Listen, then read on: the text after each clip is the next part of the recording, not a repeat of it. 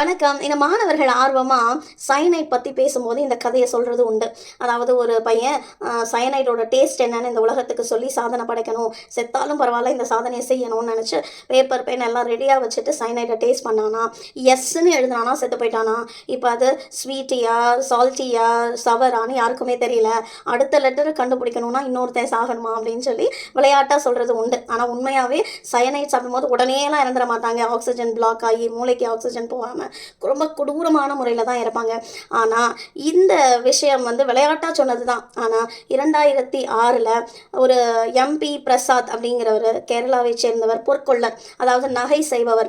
இவருக்கு இந்த potassium cyanide வாங்குறதுக்கான லைசன்ஸ் உண்டு. ஏன்னா பொட்டாசியம் சயனைடை கலந்தா இந்த கோல்டு சயனைடோட மிக்ஸ் ஆகி நம்மளுக்கு டைசைனோ ஆரேட் என்ற காம்ப்ளெக்ஸ் கிடைக்கும். அதை தண்ணியில் கரைச்சோம்னா கோல்டு தனியாக சயனைட் தனியாக பிரிஞ்சிடும். ஈஸியாக கோல்டை எடுத்துடலாம். இப்போது இவர்கிட்ட பொட்டாசியம் சயனைட் இருக்கிறதுனால அவருக்கு ஒரு பொருளாதார பிரச்சனை வந்தப்போ அவர் சூசைட் பண்ணிக்கலாம்னு முடிவு பண்ணிட்டார். இப்போ இவரும் நான் சொன்ன கதையில் வந்த மாதிரி சயனைடோட டேஸ்ட் என்னன்னு எழுதி வச்சுருவோம் அப்படின்னு சொல்லிட்டு அதோட டேஸ்ட்டை ஆக்ரிட் அப்படின்னு எழுதியிருக்காரு.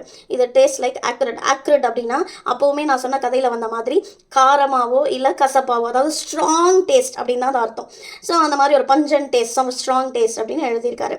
இவருடைய பெற்றோர்கள் கூட இதை டாக்குமெண்ட் ஆகணும், என் பையன் அதை கண்டுபிடிச்சிருக்கான், இது ஃபைல் பண்ணப்படணும் அப்படின்னு வந்தப்போ யாருமே அதை ஒத்துக்கலை. இப்போ ஏன் அப்படின்னா இது ப்ரூஃப் கிடையாது, இதுதான் இந்த டேஸ்ட் தான் ப்ரூஃப் கிடையாது அப்படிங்கிறதுனால அதை ஏற்றுக்கொள்ளப்படவில்லை. அவரோட டெத் நோட்டில் மட்டும்தான் அது இருக்குது. நம்ம இருக்கிறது ஒரு வாழ்க்கை, வாழ்ந்து பார்த்துடணும். என்ன பிரச்சனைகள் வந்தாலும் ஃபேஸ் பண்ணி பார்த்துடணும். சூசைட்லாம் பண்ணிக்கூடாது.